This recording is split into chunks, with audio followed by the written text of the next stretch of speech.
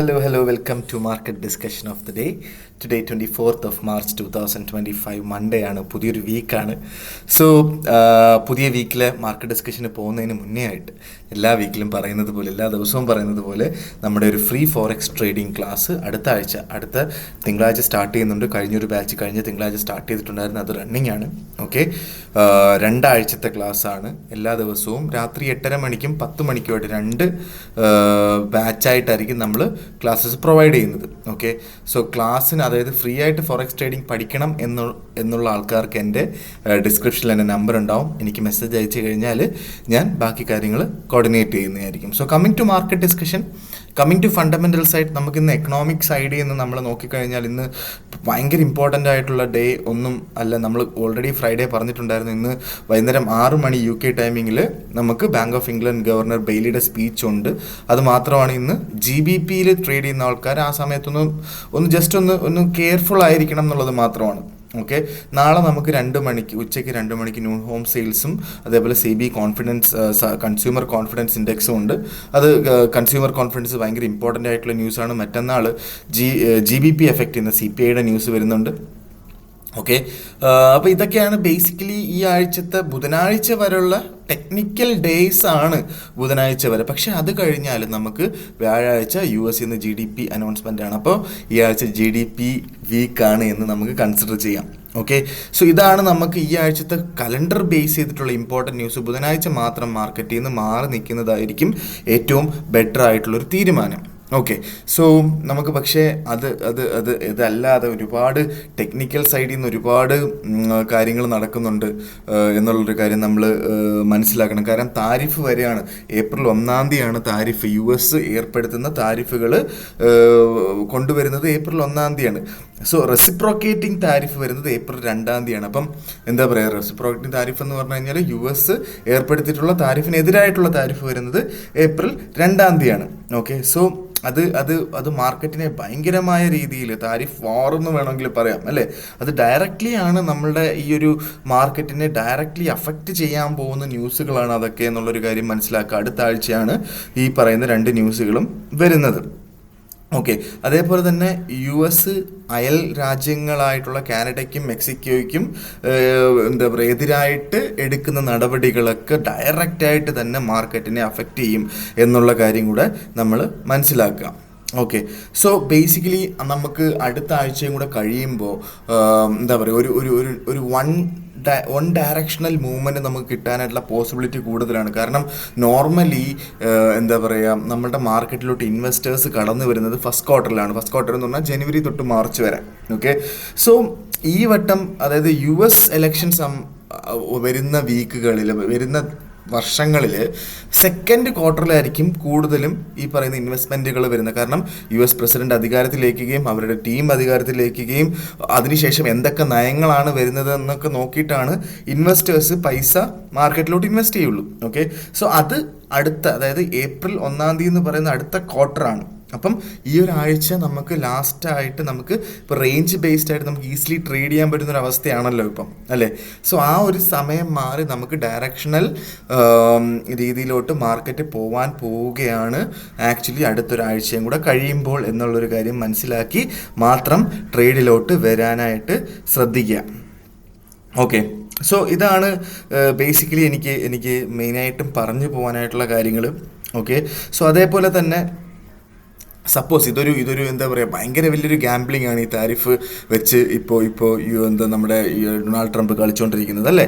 So അത് എന്തായി തീരും എന്നൊന്നും അറിയില്ല. പക്ഷേ ഇത് പുള്ളിക്കാരൻ സക്സസ്ഫുൾ ആണ് എങ്കിൽ ഉറപ്പായിട്ടും ഇനിഷ്യൽ ഡേയ്സിൽ ഒരു വലിയ പ്രശ്നങ്ങൾ ഉണ്ടാവും. ചിലപ്പോൾ അത് റിസഷനിലോട്ട് തന്നെ തള്ളിവിടാനായിട്ടുള്ള പോസിബിലിറ്റി ഉണ്ട്. പക്ഷേ അതിനകത്ത് നിന്ന് US സക്സസ്ഫുള്ളായിട്ട് അത് മുന്നോട്ട് പോയാൽ അടുത്തൊരു 40 വർഷത്തേക്ക് US ഡോളറിനെ തൊടാൻ പറ്റാത്ത അവസ്ഥയായി. ഇപ്പം നമ്മൾ ഈ ബ്രിക്സ് കറൻസി എന്നൊക്കെ പറഞ്ഞ സംഭവങ്ങളൊക്കെ വരും എന്ന് പറഞ്ഞിട്ടുണ്ടായിരുന്നു. അതൊക്കെ സ്വപ്നം മാത്രം കാണേണ്ടി വരും. പക്ഷേ അത് നടപ്പിലാക്കുക എന്നുള്ളൊരു ചെറിയൊരു കാര്യമല്ല, അത് വളരെ വലിയൊരു കാര്യമാണത്. പക്ഷെ എന്നിരുന്നാലും നടപ്പിലാക്കിയത് സക്സസ്ഫുൾ ആയാൽ അത് വലിയൊരു സംഭവമാവും എന്നുള്ളൊരു കാര്യം മനസ്സിലാക്കുക. ഓക്കെ, സോ ഇതിൻ്റെയൊക്കെ എന്താ പറയുക, ഇപ്പം ബേസിക്കലി എന്താ പറയുക, ഇപ്പം ഇങ്ങനൊരു താരിഫ് വരുന്നതിനെ സംബന്ധിച്ച് അങ്ങനെ വന്നു കഴിഞ്ഞാൽ എന്താ സംഭവിക്കുന്നതെന്ന് പറഞ്ഞാൽ ചൈന, ജപ്പാൻ, അങ്ങനത്തുള്ള ഒരുപാട് കൺട്രീസ്, ഇപ്പം അങ്ങനത്തുള്ള ഒരുപാട്, ഇപ്പം ഇന്ത്യ ആണെങ്കിലും US ബോണ്ടുകളിലോട്ട് നമ്മൾ ഇൻവെസ്റ്റ് ചെയ്ത, ഈ രാജ്യങ്ങളൊക്കെ ഇൻവെസ്റ്റ് ചെയ്ത പൈസ പിൻവലിക്കുകയും അതിനുശേഷം ആ പൈസ ഗോൾഡിലോട്ട് പോകാനുള്ള പോസിബിലിറ്റി ഉണ്ട്. അപ്പോൾ ഇതിൻ്റെയൊക്കെ എന്താ പറയുക, ഒരു ഒരു ഒരു ആം, ഒരു ഒരു ഇത് വരുന്നത് എന്താ പറയുക, ആ ഒരു പ്രഷർ വരുന്നത് ഗോൾഡിലാണ്. അപ്പോൾ അങ്ങനെ ഗോൾഡിൻ്റെ റേറ്റ് മുകളിലോട്ട് പോകാനുള്ള പോസിബിലിറ്റിയാണ് ആക്ച്വലി താരിഫ് 6 വന്നു കഴിഞ്ഞാൽ നമുക്ക് കാണാൻ പറ്റുന്നത്. അപ്പം നമ്മൾ നേരത്തെ പറഞ്ഞതുപോലെ ഗോൾഡ് ഇപ്പം 3080 ബ്രേക്ക് ചെയ്ത് മുകളിലോട്ട് പോയാൽ 3200 വരെ പോകുമെന്ന് പറഞ്ഞു അല്ലേ. അപ്പോൾ കഴിഞ്ഞ വർഷമൊക്കെ നമ്മൾ ഈ ഒരു കഴിഞ്ഞ വർഷം, അതായത് ഈ വോറിനൊക്കെ മുന്നേ ആയിട്ട് ഓൾ ടൈം ഹൈ ഗോൾഡിൻ്റെ 2060 ആയിരുന്നു, 2080 ആ റേഞ്ചിലായിരുന്നു. ഓക്കെ, 2060 നിന്ന് ഓൾമോസ്റ്റ് ഇപ്പം 3060, $1000 വ്യത്യാസമാണ് ഒരു വർഷം കൊണ്ട് ഗോൾഡ് ഉണ്ടാക്കിയിട്ടുള്ളത്. നമുക്ക് $1000 ഓൾ ടൈം ഹൈകൾ അടിച്ച കാലമായിരുന്നു നമ്മൾ കഴിഞ്ഞൊരു വർഷം നമ്മൾ കണ്ടുകൊണ്ടിരുന്നത് അല്ലേ. സോ അതിൻ്റെ ഇപ്പോൾ 3060 ഇപ്പോൾ വന്ന് നിൽക്കുന്നു $1000 മുകളിൽ എന്ന് പറഞ്ഞ് ഇവിടെ നിൽക്കണം എന്നില്ല. 3080 ക്രോസ് ചെയ്താൽ 3200 വരെ, 3200 നിൽക്കണം എന്നില്ല, അതിൻ്റെ മുകളിലോട്ടൊക്കെ പോകാനുള്ള പോസിബിലിറ്റി ഒക്കെ ഉണ്ട് അങ്ങനെയാണ് എങ്കിൽ. ഓക്കെ, സോ അതുകൊണ്ടിട്ട് നമുക്ക് എന്ത് വേണമെങ്കിലും സംഭവിക്കാം ഗോൾഡിൽ. ഓക്കെ, സോ അത് മനസ്സിൽ വെക്കുക എന്നുള്ളതാണ്. അത് കേട്ടിട്ട് നമുക്ക് അതൊരു ഓപ്പർച്യൂണിറ്റി ആയിട്ട് എടുത്ത് മുന്നോട്ട് പോകുക എന്നുള്ളതാണ് നമ്മൾ ചെയ്യേണ്ടുള്ളത്. ഓക്കെ, സോ എന്താ പറയുക, സോ ഇതൊക്കെയാണ് ബേസിക്കലി നടന്നുകൊണ്ടിരിക്കുന്ന കാര്യങ്ങൾ. സോ അതേപോലെ നമ്മളുടെ US മാർക്കറ്റിൽ ഇൻവെസ്റ്റ് ചെയ്യുന്നത്, അതും കുറച്ചുകൂടെ ഒന്ന് കഴിഞ്ഞിട്ട് മാർക്കറ്റുകളിൽ, സ്റ്റോക്ക് മാർക്കറ്റിൽ ഇൻവെസ്റ്റ് ചെയ്യുന്നതായിരിക്കും ബെറ്റർ. ഒരു വലിയൊരു ഫോള് പ്രതീക്ഷിക്കുന്നു. അതേപോലെ തന്നെ റഷ്യയും ഉക്രൈനുമായിട്ടുള്ളൊരു മീറ്റിംഗ് സൗദി അറേബ്യയിൽ നടക്കുന്നുണ്ടായിരുന്നു. അതിനുശേഷം US-ഉം റഷ്യയും തമ്മിലൊരു മീറ്റിംഗ് ഇന്ന് നടക്കും, വാർ എൻഡ് ചെയ്യാനായിട്ടുള്ള കാര്യങ്ങളെക്കുറിച്ചുള്ള കാര്യങ്ങൾ. അപ്പം അതിനകത്ത് എന്ത് വേണമെങ്കിലും സംഭവിക്കാം. കഴിഞ്ഞ ആഴ്ചയും അത് മാറ്റിവെക്കാനായിട്ടുള്ള കാര്യങ്ങൾ ആണ് പറഞ്ഞത്. ചിലപ്പോൾ പെട്ടെന്നൊരു സീസ് ഫയർ ഒക്കെ വന്നാൽ വേറെ മാർക്കറ്റിൽ വേറെ എന്തെങ്കിലുമൊക്കെ സംഭവിക്കാം അല്ലേ. അല്ലെങ്കിൽ സീസ് ഫെയർ ഇന്ന ഡേറ്റിൽ വരാം, അല്ലെങ്കിൽ ഇന്ന കാര്യങ്ങൾ, ഇന്ന സ്ഥലങ്ങളിനെ പറ്റിയുള്ള ധാരണയിലൊക്കെ എത്താം. അപ്പം അങ്ങനെ ഒരുപാട് കാര്യങ്ങൾ ഇന്ന് സംഭവിക്കാനുള്ള പോസിബിലിറ്റിയും തള്ളിക്കടഞ്ഞുകൂടാന്നുള്ളൊരു കാര്യം. ഇതെല്ലാം മനസ്സിൽ വെച്ചിട്ട് വേണം നമ്മൾ ഇന്നത്തെ ദിവസം ട്രേഡ് ചെയ്യാനായിട്ട് അല്ലേ. ഇപ്പം ഇന്നത്തെ ദിവസം അങ്ങനെ എന്താ പറയുക, ഇതെല്ലാം മനസ്സിൽ വെച്ച് ട്രേഡ് ചെയ്യണം എന്ന് പറയുന്നതിൻ്റെ ഉദ്ദേശം ട്രേഡ് ചെയ്യണ്ട എന്നല്ല, ട്രേഡ് ചെയ്യണം. പക്ഷേ ഉറപ്പായിട്ടും നമ്മൾ ആ പ്രോപ്പറായിട്ടുള്ള നമ്മളുടെ എന്താ പറയുക റിസ്ക് മാനേജ് ചെയ്തുകൊണ്ട് ട്രേഡ് ചെയ്യണം. നമ്മൾ പ്രോപ്പറായിട്ട് സ്റ്റോപ്പ് ലോസ് ഇടണം എന്നുള്ളതാണ് ഞാൻ ഉദ്ദേശിച്ച് വരുന്നത്. ഓക്കെ, സോ ഇതൊക്കെ ബേസിക്കലി എന്താ പറയുക, നമ്മുടെ ഏറ്റവും ഇമ്പോർട്ടൻ്റ് ആയിട്ടുള്ളൊരു കാര്യം കൂടെ ഞാൻ പറയാം. നേരത്തെ പറഞ്ഞിട്ടുണ്ടായിരുന്നു, നമ്മുടെ GDP വീക്കാണ്. ഉച്ചയ്ക്ക് 12:30 മണിക്ക്, വ്യാഴാഴ്ച ഉച്ചയ്ക്ക് 12:30 മണിക്കാണ് GDP അനൗൺസ്മെൻറ്റ് US നിന്ന് വരുന്നത്. അന്നത്തെ ദിവസം മാർക്കറ്റിൽ നിന്ന് മാറി നിൽക്കുന്നതായിരിക്കും ഏറ്റവും ബെറ്റർ ആയിട്ടുള്ളൊരു കാര്യം എന്നുള്ളതാണ് എനിക്ക് പൊളിറ്റിക്കൽ സൈഡിൽ നിന്നും ഫണ്ടമെൻ്റൽ സൈഡിൽ നിന്നും എനിക്ക് ന്യൂസുകൾ വെച്ചിട്ട് പറയാനായിട്ടുള്ളത്. പക്ഷേ ടെക്നിക്കൽ സൈഡിലോട്ട് വരുമ്പോൾ ഫസ്റ്റ് ഓഫ് ഓൾ നമ്മൾ എല്ലാ ദിവസവും പറയുന്നത് പോലെ JPY തന്നെ നമ്മൾ വരുമ്പോൾ JPY ഇപ്പോൾ കറൻ്റ്ലി ട്രേഡ് ചെയ്യുന്നത് 149.65 എന്നുള്ള റേഞ്ചിലാണ്. 150 റേഞ്ച് ബ്രേക്ക് ചെയ്യാതെ മുകളിലോട്ട് പോയിട്ടില്ല എന്നുള്ളൊരു കാര്യം നമ്മൾ മനസ്സിലാക്കുക. 150 റെസിസ്റ്റ് തന്നെ ചെയ്യും.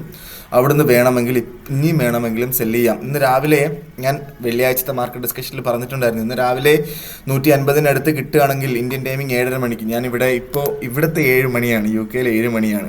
ഓക്കെ, അപ്പം ഇവിടുത്തെ UK ടൈമിങ്, ഇന്ത്യൻ ടൈമിങ് 7:30 മണിക്ക് എനിക്ക് എഴുന്നേറ്റ് ചെയ്യാനായിട്ടുള്ള പോസിബിലിറ്റി ഇല്ലാത്തതുകൊണ്ട് എനിക്കിത് കിട്ടിയിട്ടില്ല. പക്ഷെ എന്നിരുന്നാലും പല ആൾക്കാർക്കും ആ ഒരു കറക്റ്റ് ഇതാണ് ആക്ച്വലി UK ടൈമിംഗ് 7 മണിക്കുള്ള 7:30 ക്യാൻഡിൽ.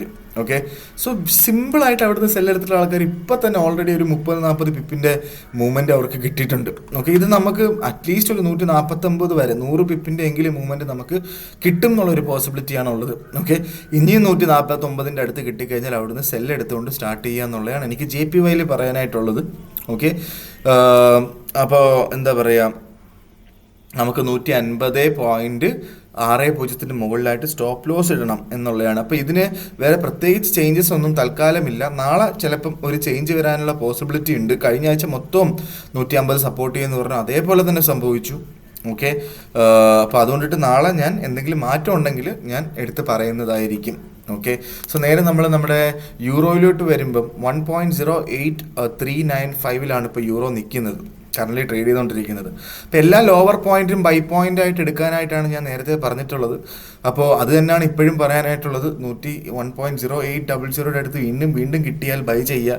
ഇന്ന് രാവിലെ ഓപ്പർച്യൂണിറ്റി കിട്ടിയിട്ടുണ്ടായിരുന്നു. ഞാൻ ഇതും വെള്ളിയാഴ്ച പറഞ്ഞിട്ടുണ്ടായിരുന്നു, തിങ്കളാഴ്ച രാവിലെ ഈ ഒരു ഓപ്പർച്യൂണിറ്റി കിട്ടിയാൽ ഉറപ്പായിട്ടും എടുക്കണം എന്നുള്ളൊരു കാര്യം ഞാൻ പറഞ്ഞിട്ടുണ്ടായിരുന്നു. ബൈ ചെയ്ത് തന്നെ മുന്നോട്ട് പോവുക എന്നുള്ളൊരു കാര്യം മനസ്സിൽ വെച്ചുകൊണ്ട് മാത്രം ട്രേഡ് എടുത്ത് മുന്നോട്ട് പോകുക എന്നുള്ളതാണ് എനിക്ക് യൂറോയിൽ പറയാനായിട്ടുള്ളത്. 1.0760 താഴെയായിട്ട് സ്റ്റോപ്പ് ലോസ് വെച്ച് ബൈ ചെയ്ത് മുന്നോട്ട് പോവുക. ഓക്കെ. സോ GBP എല്ലാ ലോവർ പോയിന്റും ബൈ പോയിന്റ് ആണെന്ന് നമ്മൾ നേരത്തെ സംസാരിച്ചതാണ്. ഇന്ന് രാവിലെ മാർക്കറ്റ് ഓപ്പണിങ്ങിന് നമുക്ക് നല്ലൊരു പ്രൈസ്, ഓക്കെ, ഇവിടെ ഒരു പ്രൈസ് നമുക്ക് ഓൾമോസ്റ്റ് 1.2915 ആ റേഞ്ചിലൊക്കെ മാർക്കറ്റിനെ നമുക്ക് കിട്ടിയിട്ടുണ്ടായിരുന്നു. ഓക്കെ. സോ അവിടെ നിന്നൊക്കെ ബൈ ചെയ്തിട്ടുള്ള ആൾക്കാർക്ക് നല്ല പ്രോഫിറ്റ് ഇപ്പോൾ ഓൾറെഡി ഒരു 60 പിപ്പിൻ്റെ പ്രോഫിറ്റ് ഓൾറെഡി കിട്ടിയിട്ടുണ്ടെന്നുള്ള കാര്യം വളരെ നല്ല കാര്യമാണ്. ഓക്കെ. എക്സ്പെക്ട് ചെയ്യുന്നത് 1.300 അവിടെ വെച്ച് ചെറിയൊരു റെസിസ്റ്റ് ചെയ്യും എന്നുള്ളതാണ്. യൂറോയുടെ കേസ് പറയുകയാണെങ്കിലും റെസിസ്റ്റൻസ് വരുന്നത് 1.100 അവിടെ എന്തായാലും റെസിസ്റ്റ് ചെയ്യും. പക്ഷേ അതിൻ്റെ മുകളിലായിട്ട് മാർക്കറ്റ് ഓപ്പൺ ആയാൽ, അപ്പോൾ അതിൻ്റെ കണ്ടീഷൻ നിങ്ങൾ കേട്ടോ. യൂറോയിലാണെങ്കിലും GBPയിലാണെങ്കിലും, യൂറോയുടെ കാര്യം ആദ്യമേ പറയാം. സപ്പോസ് മാർക്കറ്റ് ഓടിക്കയറി 1.100 മുകളിൽ കയറി. ഓക്കെ. സോ ഇന്നത്തെ ദിവസം ഒരു പർട്ടിക്കുലർ, ഇന്നായിക്കോട്ടെ ഏതൊരു ദിവസവും ആയിക്കോട്ടെ, ഒരു പർട്ടിക്കുലർ ഡേ ക്ലോസ് ആവുന്നത് 1.100 മുകളിലും പിറ്റേ ദിവസം മാർക്കറ്റ് ഓപ്പൺ ആവുന്നത് 1.100 മുകളിലും ആണെങ്കിൽ നമുക്ക് അവിടുന്ന് മാർക്കറ്റ് ഷൂട്ട് ചെയ്താണ് മുകളിലോട്ട് പോകാനുള്ള പോസിബിലിറ്റിയൊക്കെ യൂറോയിൽ കാണുന്നുണ്ട്. ഓക്കെ.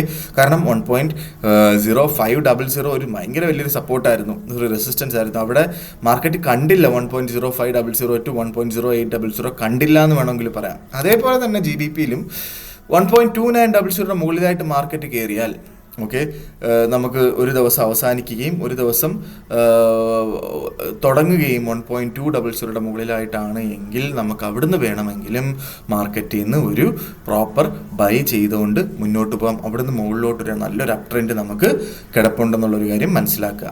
ഓക്കെ. ഒരു കാരണവശാലും യൂറോയിലും GBPയിലും ഞാൻ സെല്ല് പറയുന്നില്ല, റെക്കമെൻഡ് ചെയ്യുന്നില്ല എന്നുള്ളൊരു കാര്യം കൂടെ മനസ്സിലാക്കി മുന്നോട്ട് പോവുക. നേരെ നമ്മളുടെ ഓൾ ടൈം ഫേവറേറ്റ് ഗോൾഡിലോട്ട് വരുമ്പോൾ, ഗോൾഡ് ഇപ്പോൾ കറൻ്റ് ട്രേഡ് ചെയ്യുന്നത് 3024 എന്ന് പറയുന്ന റേഞ്ചിലാണ്. സോ ഇന്നത്തെ മാർക്കറ്റ് നമ്മൾ നോക്കിക്കഴിഞ്ഞാൽ ഒരു ക്യാൻഡിൽ പോലും 3015 താഴെയായിട്ട് തുറന്നിട്ടില്ല എന്നുള്ളൊരു കാര്യമാണ്. ഓക്കെ. സോ നിങ്ങൾക്ക് മാർക്കറ്റ് 3015 അടുത്ത് കിട്ടുകയാണെങ്കിൽ, ഈവൻ നമുക്ക് അടുത്തൊരു ക്യാൻഡിൽ 9 മണിക്കുള്ള ക്യാൻഡിൽ, ഇവിടുത്തെ 9 മണി ഇന്ത്യൻ ടൈമിംഗ് 2:30 മണിക്കുള്ള ക്യാൻഡിൽ, അപ്പോഴാണ് ഏഷ്യ ക്ലോസ് ആവുന്നത് അല്ലേ. ആ സമയത്ത് നമുക്ക് 3015 അടുത്തായിട്ട് നമുക്ക് മാർക്കറ്റിനെ കിട്ടിക്കഴിഞ്ഞാൽ അവിടുന്ന് നമുക്ക് നല്ല പ്രോപ്പർ ഒരു ബൈ ചെയ്ത് മുന്നോട്ട് പോവാം എന്നുള്ളതാണ് എനിക്ക് എന്തിനകത്ത് പറയാനുള്ളത്, നമ്മുടെ ഗോൾഡിനകത്ത് പറയാനായിട്ടുള്ളത്. ഓക്കെ.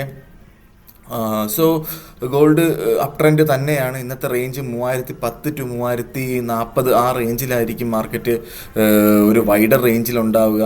എന്തെങ്കിലും ബ്രേക്ക് ചെയ്യണമെന്നുണ്ടെങ്കിൽ എന്തെങ്കിലും ഒരു വൻ ന്യൂസൊക്കെ വരണം അല്ലേ. അപ്പോൾ ഇതാണ് എനിക്ക് ഗോൾഡിൽ പറയാനായിട്ടുള്ള കാര്യം. ഗോൾഡ് അപ് ട്രെൻഡ് തന്നെയാണ്. എന്താ പറയുക, 3030 ഇന്ന് രാത്രി അവസാനിക്കുന്നത് 3030ലും നാളെ രാവിലെ 7:30 മണിക്കും 3030, ഇന്ത്യൻ ടൈമിംഗ് 7:30 മണിക്കും 3030 മുകളിലാണ് മാർക്കറ്റ് എങ്കിൽ ധൈര്യമായിട്ട് ആരോടും ചോദിക്കേണ്ട, മാർക്കറ്റ് ഡിസ്കഷൻ ഈ ഒരു മീറ്റിങ്ങിന് വേണ്ടി നമ്മൾ വെയിറ്റ് ചെയ്യേണ്ട, ചുമ്മാ കണ്ണും പൂട്ടി ബൈ എടുത്തോ എന്ന് വേണമെങ്കിലും ഞാൻ പറയും. ഓക്കെ. സ്റ്റോപ്പ് ലോസ് ഇടണം. 3021 താഴെയായിട്ട് സ്റ്റോപ്പ് ലോസ് ഇട്ട് വേണം നമ്മൾ ആ ഒരു റിസ്ക് എടുക്കാനായിട്ടെന്നുള്ളൊരു കാര്യം കൂടെ മനസ്സിലാക്കി പോവുക. ഓക്കെ. സോ ഇതാണ് എനിക്ക് എന്താ പറയുക, മാർക്കറ്റ് ഡിസ്കഷനിൽ ഇന്നത്തെ ദിവസം എനിക്ക് പറയാനായിട്ടുള്ളത്. ഓക്കെ. സോ എനിക്ക് ഒരു ഏറ്റവും ഇമ്പോർട്ടൻ്റ് ആയിട്ടുള്ളൊരു കാര്യം പറയാനായിട്ടുള്ളത്, പല ആൾക്കാരും ഇപ്പോൾ ഫ്രീ ആയിട്ടൊരു ഫോറക്സ് ട്രേഡിംഗ് ക്ലാസ് നടക്കുന്നുണ്ട് എന്ന് പറഞ്ഞിട്ട് പല ആൾക്കാരും, ഒരുപാട് ആൾക്കാർ ക്ലാസ്സിൽ കയറുന്നുണ്ട്. പല ആൾക്കാരും അതിനുശേഷം ഒരു രീതിയിലുള്ള ഒരു റിപ്ലൈയും തരുന്നില്ല. ഓക്കെ. അപ്പോൾ നിങ്ങളൊരു എക്സൈറ്റ്മെൻറ്റിൻ്റെ പുറത്ത് മാർക്കറ്റ് ഒരു വെറുതെ കാണണം, അല്ലെങ്കിൽ ഫോറക്സ് ട്രേഡിംഗ് പഠിക്കണം എന്നുള്ള ആൾക്കാരാണെന്നുണ്ടെങ്കിൽ ദയവ് ചെയ്ത് എനിക്ക് മെസ്സേജ് അയക്കാതിരിക്കുക. നിങ്ങൾക്ക് ഉറപ്പായിട്ടും ആ ഒരു ടൈമിൽ രാത്രി 7:30 മണിക്കും രാത്രി 10:30 മണിക്കും ഇന്ത്യൻ ടൈമിൽ നിങ്ങൾക്ക് ഫ്രീ ആയിട്ടിരുന്ന് നിങ്ങൾക്ക് സമാധാനത്തിൽ കയറാൻ പറ്റുന്നുണ്ടെങ്കിൽ മാത്രമേ എനിക്ക് മെസ്സേജ് അയക്കാൻ പാടുള്ളൂ. സപ്പോസ് നിങ്ങളൊന്ന് ആലോചിച്ച് നോക്കും, നിങ്ങൾ ഇതൊരു പെയ്ഡ് ക്ലാസ് ആണെങ്കിൽ നിങ്ങൾ ഉറപ്പായിട്ടും നിങ്ങൾക്ക് പറ്റുവാണെങ്കിലല്ലേ അത് ചെയ്യത്തുള്ളൂ. ഇത് ഫ്രീ ആയിട്ടായതുകൊണ്ടല്ലേ നിങ്ങൾ എന്നാൽ ഒന്ന് പഠിച്ച് നോക്കാമെന്ന് വിചാരിച്ചിട്ട് ഒരു 2-3 ക്ലാസ്സിൽ കയറിയിട്ട് നിങ്ങൾക്ക് വേറെ എന്തെങ്കിലും കാര്യം വരുമ്പോൾ നിങ്ങൾ എന്ത് ചെയ്യും, അതിനകത്ത് നിന്ന് ഇറങ്ങും അല്ലേ. സോ അതുകൊണ്ടിട്ട് ദയവ് ചെയ്ത് ആ ഒരു സാഹചര്യം ഉണ്ടാക്കാതിരിക്കുക. കാരണം നിങ്ങൾ കയറുന്നതിലൂടെ വേറൊരാളുടെ ക്ലാസ്സാണ് നഷ്ടപ്പെടുന്നത് അവിടെ. ഓക്കെ, കാരണം ലിമിറ്റഡ് നമ്പർ ഓഫ് ആൾക്കാർ ഉള്ളൊരു ക്ലാസ്സാണ്. അതുകൊണ്ടിട്ട് ദയവ് ചെയ്ത് ക്ലാസ്സിന് കംപ്ലീറ്റ്ലി കയറാൻ പറ്റുന്ന ആൾക്കാർ മാത്രം എനിക്ക് മെസ്സേജ് അയക്കുക. അല്ലാത്തുള്ള ആൾക്കാർ ദയവ് ചെയ്ത് നിങ്ങൾ വേറെ എന്തെങ്കിലും പെയ്ഡ് ക്ലാസ്സോ അല്ലെങ്കിൽ യൂട്യൂബ് നോക്കിയോ പഠിക്കുക എന്നുള്ളതാണ് എനിക്ക് പറയാനായിട്ടുള്ളത്. കാരണം ഒരുപാട് ആൾക്കാർ വെറുതെ ക്ലാസ്സിന് കയറിയിട്ട് പിന്നീട് ഒരു റിപ്ലൈ ഇല്ലാത്ത രീതിയിലൊക്കെ പോകുന്നത് കൊണ്ടിട്ട് അത് മാത്രമല്ല നമ്മളെ കോർഡിനേറ്റ് ചെയ്യുന്ന മാമിൻ്റെ അടുത്താണെങ്കിലും അവർ പറയുന്നതിനകത്ത് പലതിനും മെസ്സേജ് റിപ്ലൈ കൊടുക്കാത്തത് കൊണ്ടിട്ടൊക്കെയാണ് ഞാൻ ഇങ്ങനൊരു കാര്യം പറയേണ്ടി വന്നത്. ഓക്കെ, സോ ദയവ് ചെയ്ത് നിങ്ങളത് ചെയ്യാതിരിക്കുക. എന്താ പറയുക, കയറുന്നുണ്ടെങ്കിൽ സീരിയസ് ആയിട്ട് കയറാൻ താല്പര്യമുള്ള ആൾക്കാർ മാത്രം എനിക്ക് മെസ്സേജ് അയച്ചാൽ മതി എന്ന് ഞാൻ ഒന്നുകൂടെ ഓർമ്മിപ്പിക്കുകയാണത്. കാരണം ഒരുപാട് കംപ്ലയിൻറ്റ്സ് എനിക്ക് വരുന്നുണ്ട് വെറുതെ ആൾക്കാർ ക്ലാസ്സിന് കയറുന്നു എന്ന് പറഞ്ഞിട്ട്. ഓക്കെ, സോ ഇതൊന്ന് മനസ്സിൽ വെക്കുക. അങ്ങനെ ക്ലാസ്സിന് പഠിക്കണം, സീരിയസ് ആയിട്ട് പഠിക്കണം എന്നുള്ള ആൾക്കാർക്ക് ഉറപ്പായിട്ടും എനിക്ക് മെസ്സേജ് അയക്കാവുന്നതാണ്. ബാക്കി കാര്യങ്ങൾ ഞാൻ കോർഡിനേറ്റ് ചെയ്യുന്നതായിരിക്കും എന്ന് പറഞ്ഞുകൊണ്ട് ഞാൻ ഇന്നത്തെ ദിവസം മാർക്കറ്റ് ഡിസ്കഷൻ കൺക്ലൂഡ് ചെയ്യാണ്. മാർക്കറ്റ് ഡിസ്കഷനായിട്ട് നാളെ കാണുന്നത് വരെ ഗുഡ് ബൈ.